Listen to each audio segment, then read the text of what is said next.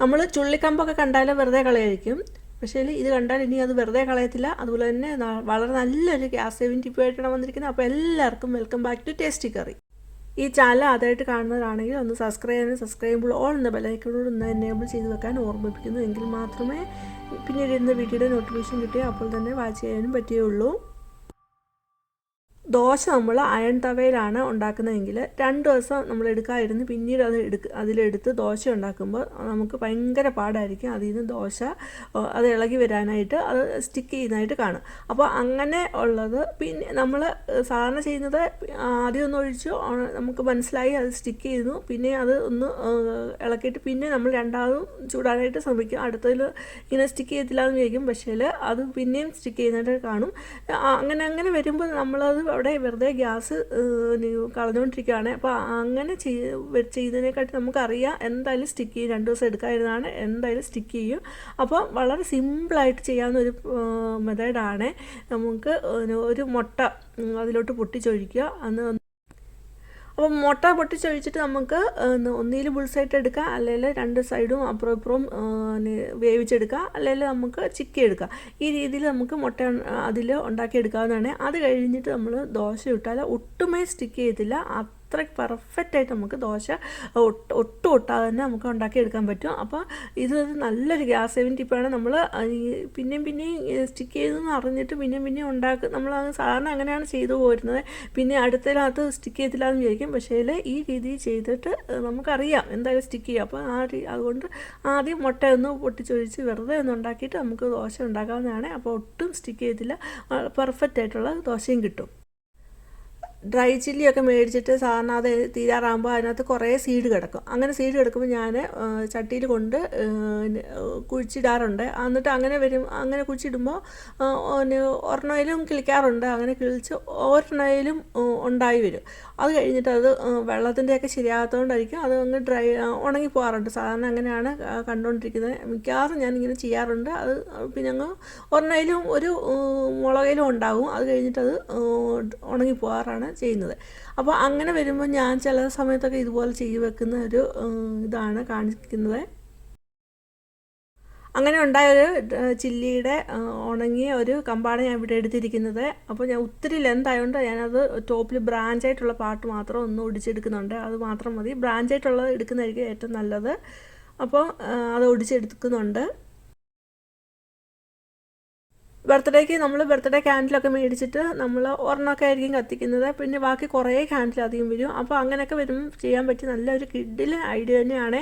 അപ്പോൾ ഞാനിവിടെ കുറേ ക്യാൻഡിൽ അധികം വന്നത് എടുത്തിട്ടുണ്ട്. അപ്പോൾ അതിൽ നിന്ന് ഞാൻ കളർ സെലക്ട് ചെയ്ത് ബ്ലൂവും പിങ്കും മാറ്റി 2 ഇതിനകത്തോട്ട് ഇടുന്നുണ്ട്.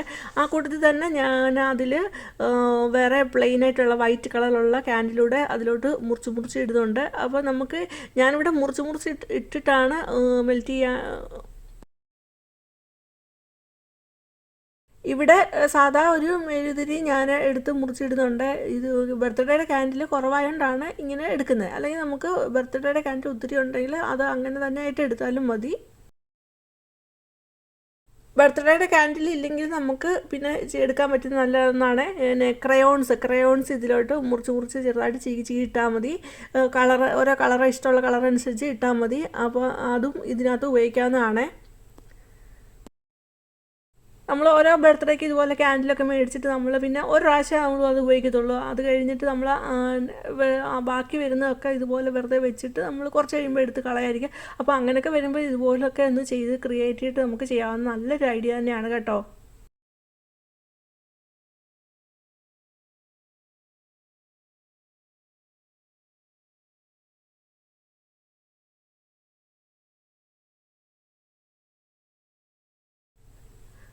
ഒരു പാനിൽ വെള്ളം ചൂടാക്കാൻ വെച്ചു. വെള്ളം ചൂടായി വരുമ്പോൾ നമ്മൾ ഓരോ ബൗളിൽ എടുത്ത് വെച്ചിരിക്കുന്ന മുറിച്ച് വെച്ചിരിക്കുന്ന ക്യാൻഡിലൂടെ എടുത്ത് അതിലോട്ട് വെക്കുന്നുണ്ട്. അതൊന്ന് മെൽറ്റായി വരണം. ഇനി ഞാൻ നേരത്തെ ക്യാൻഡിൽ മുറിച്ചിടുമായിരുന്നല്ലോ, നമ്മൾ മുറിച്ചിടാതെ തന്നെ ഡയറക്റ്റ് ആ ബൗളിലോട്ട് ഇട്ടിട്ട് പിന്നെ മെൽറ്റ് ചെയ്ത് വരുമ്പോൾ അതിനകത്തെ ആ തിരി എടുത്ത് കളഞ്ഞാലും മതി. അങ്ങനെയും ചെയ്യാം. അല്ലെങ്കിൽ മുറിച്ചിട്ടിട്ട് ഇതേപോലെ മെൽറ്റ് ചെയ്യുകയും ചെയ്യാം. ഏതാ നമ്മുടെ സൗകര്യം എന്ന് വെച്ചാൽ.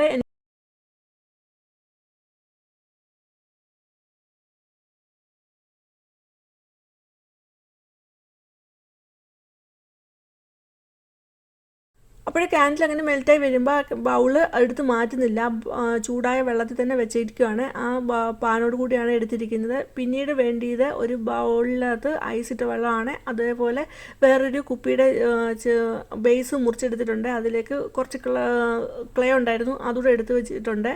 ക്ലേ ഞാനിവിടെ അതേപോലെ ഇരുന്ന പോലെയാണ് എടുത്തിരിക്കുന്നത്. പിള്ളേർ ഇത് ഓരോന്ന് ഷേപ്പൊക്കെ ഉണ്ടാക്കുന്നത്, അതുകൊണ്ട് ഞാൻ അത് ക്ലേ നന്നായിട്ട് കുഴച്ചെടുത്തിട്ടില്ല. കുഴച്ചെടുക്കുകയാണെങ്കിൽ കളറെല്ലാം മിക്സാകും, അതുകൊണ്ട് ഞാൻ എടുത്തിട്ടില്ല. ഇവർ ഓരോ ഷേപ്പും കാര്യങ്ങളൊക്കെ ഉണ്ടാക്കുന്നതാണ്. അപ്പോൾ കളറ് സെപ്പറേറ്റ് ആക്കണമെങ്കിൽ അങ്ങനെ തന്നെ ഇരിക്കട്ടെ എന്ന് വെച്ചിട്ട് ഞാൻ ഒന്നും ചെയ്തിട്ടില്ല. അങ്ങനെ തന്നെ എടുത്തിട്ട് ആ കുപ്പിയുടെ ബേസിലോട്ട് വെക്കുവാണ്. എന്നിട്ട് നമ്മൾ മുറിച്ചെടുത്ത ചുള്ളിക്കമ്പ് അതിലോട്ട് കുത്തി നിർത്തുന്നുണ്ട്.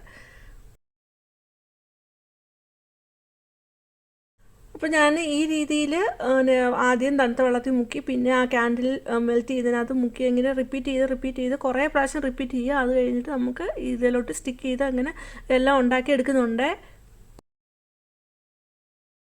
അപ്പോൾ ഞാൻ ഈ രീതിയിൽ രണ്ട് കളർ ഷെയ്ഡിൻ്റെയും ഇതേപോലെ ആ ചുള്ളിക്കമ്പിലോട്ട് ഒട്ടിച്ച് കൊടുക്കുന്നുണ്ട്.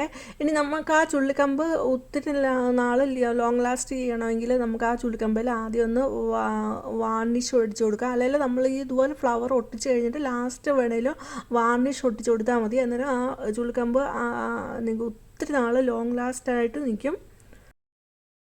നമ്മൾ ഓരോ ഫ്ലവർ ഉണ്ടാക്കുമ്പോൾ ആ ക്യാൻഡിൽ കൂടി വരുവാണല്ലോ, അപ്പോൾ ആ ഫ്ലവർ കൂടി വരുന്നതനുസരിച്ച് വെയിറ്റ് കാണും. അപ്പം ബേസ് നമ്മൾ നന്നായിട്ട് ഉറപ്പിച്ച് വെക്കാനായിട്ട് ശ്രദ്ധിക്കണം. നമുക്ക് ഞാനിവിടെ ക്ലേ ആണ് എടുത്തത്. നമുക്ക് അതിന് പകരം നമുക്ക് ചെറിയ ഉരുളൻകല്ലൊക്കെ വേണമെങ്കിൽ നമുക്ക് വെച്ച് അതിൻ്റെ ബേസ് നന്നായിട്ട് ഡെക്കറേറ്റ് ചെയ്യാവുന്നതാണ്. വളരെ നല്ലതായിട്ട് തന്നെ നമുക്ക് ഭംഗിയായിട്ട് തന്നെ സെറ്റ് ചെയ്തെടുക്കാം. പിന്നെ നമ്മളിങ്ങനെ ചെയ്ത് കുറേ കഴിയുമ്പോൾ ആ ക്യാൻഡിൽ പെട്ടെന്ന് ആ തണുത്ത വെള്ളത്തിൻ്റെ ഇത് കാരണം പെട്ടെന്ന് കട്ടായിട്ട് വരും. അങ്ങനെ വരുമ്പോൾ വീണ്ടും നമുക്ക് ഇത് ചൂടാക്കി മെൽറ്റ് ചെയ്ത് കൊണ്ടുവരാം. അങ്ങനെ റിപ്പീറ്റ് ചെയ്ത് നമുക്ക് ഇതുപോലെ ചെയ്യാവുന്നതാണ്. ഇതൊരു വളരെ നല്ലൊരു ബിസിനസ് ഐഡിയ കൂടിയാണ്. ചിലരൊക്കെ ക്രാഫ്റ്റ് വർക്കൊക്കെ ചെയ്യുന്നവരുണ്ട്, അങ്ങനെ സെല്ല് ചെയ്യുന്നവരുണ്ട്. അവർക്ക് പറ്റിയ നല്ലൊരു ഐഡിയ ആണ് ഇത്, ക്യാൻഡിൽ ഫ്ലവർ. അതേപോലെ നമുക്ക് ഡെക്കറേഷനൊക്കെ ചെയ്യുന്നതിനും ഒക്കെ ഇതുപോലെ ക്യാൻഡിൽ ഫ്ലവർ ഉണ്ടാക്കി ഡെക്കറേഷനൊക്കെ ചെയ്യാവുന്നതാണ്. സ്റ്റേജൊക്കെ ഡെക്കറേഷൻ ചെയ്യാനാണെങ്കിലും വളരെ നല്ലൊരു ഐഡിയ തന്നെയാണിത്. അപ്പോൾ എല്ലാവരും ഇതുപോലെ ഒന്ന് ട്രൈ ചെയ്ത് നോക്കണം കേട്ടോ. അങ്ങനെ ഞാൻ ഇതെല്ലാം ചെയ്തെടുത്തിട്ടുണ്ട്. ലാസ്റ്റ് നമ്മൾ ആ എടുത്ത പാത്രത്തിൽ നിന്ന് ആ ക്യാൻഡിൽ പോകണമെങ്കിൽ നമ്മൾ ആ ക്യാൻഡിൽ അത് ഇതുപോലെ മെൽറ്റാക്കുക. മെൽറ്റാക്കിയിട്ട് ആ ഉള്ളതെല്ലാം വെള്ളമായിട്ട് മെൽറ്റായിട്ട് വരുമല്ലോ, അതെല്ലാം ഡ്രെയിൻ ചെയ്ത് കളയുക. അത് കഴിഞ്ഞിട്ട് ടിഷ്യൂ പേപ്പർ ഇട്ട് കളയുക. അത് കഴിഞ്ഞിട്ട് വീണ്ടും മെൽറ്റാക്കുക. എന്നിട്ട് വീണ്ടും ടിഷ്യൂ പേപ്പർ വെച്ച് തുടച്ചെടുക്കുക. അങ്ങനെ 2-3 പ്രാവശ്യം റിപ്പീറ്റ് ചെയ്യുമ്പോഴത്തേന് ആ പാത്രത്തിലെ ക്യാൻഡിലെല്ലാം മാറി കിട്ടും. പിന്നെ നമുക്ക് നന്നായിട്ട് ഡിഷ് വാഷ് ഇട്ട് കഴിയാൽ മതി.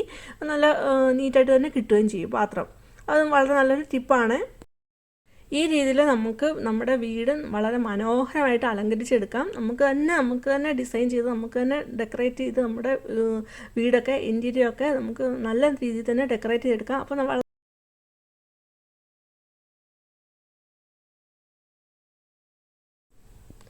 ഇവിടെ ആ എടുത്തിരിക്കുന്ന മറ്റേതാണ്. ഞാനൊരു 3 വർഷം മുമ്പ് ഇതേപോലെ ഈ രീതിയിൽ തന്നെ ഉണ്ടാക്കി വെച്ചതാണ് ആ ക്യാൻഡിൽ ഫ്ലവർ. ഒരു 3 വർഷമായിട്ടുണ്ട്. അത് നല്ല രീതിയിൽ തന്നെ ഇരിപ്പുണ്ട്. ഇപ്പോഴും ഒരു കളറൊന്നും ഷെയ്ഡായിട്ടില്ല, നല്ല രീതിയിൽ തന്നെ ഇരിപ്പുണ്ട്. അതും ഉണ്ടാക്കിയിരിക്കുന്നത് ഇതുപോലെ ഡ്രൈ ചില്ലിയുടെ പ്ലാന്റിലാണ്. ഞാൻ അതിൽ വാർണിഷോ ഇത് ഒന്നും അടിച്ചിട്ടില്ല. എനിക്ക് ഇതേപോലെ തന്നെ ഉണ്ടാക്കിയിട്ട് വെച്ചിരുന്നതാണ്. ഈ രീതിയിൽ നമുക്ക് വീടൊക്കെ നല്ല രീതിയിൽ തന്നെ അലങ്കരിച്ച് നമ്മുടെ ഇൻറ്റീരിയറൊക്കെ നല്ല ഭംഗിയായിട്ട് നമുക്ക് എടുക്കാം. ഈ ഐഡിയ നിങ്ങൾക്ക് വളരെ ഇഷ്ടമായെന്ന് കരുതുന്നു. ഇഷ്ടമെങ്കിൽ ലൈക്ക് ചെയ്യുക. അതുപോലെ തന്നെ ഫാമിലിക്ക് ഫ്രണ്ട്സിനും ഒന്ന് ഷെയർ ചെയ്ത് കൊടുക്കുക. ആദ്യമായിട്ട് കാണുന്നവർ സബ്സ്ക്രൈബ് ചെയ്യുക. സബ്സ്ക്രൈബ് ചെയ്യുമ്പോൾ ഓൾ എന്ന ബെല്ലൈക്കൺ ഒന്ന് എനേബിൾ ചെയ്ത് വെക്കുക. അതുപോലെ നിങ്ങളുടെ വിലയേറിയ കമൻറ്റ് രേഖപ്പെടുത്താനും മറന്നു പോകരുത്. ഇനി വേറൊരു വീഡിയോ ആയിട്ട് വരണം വരെ ബൈ. Thanks for watching.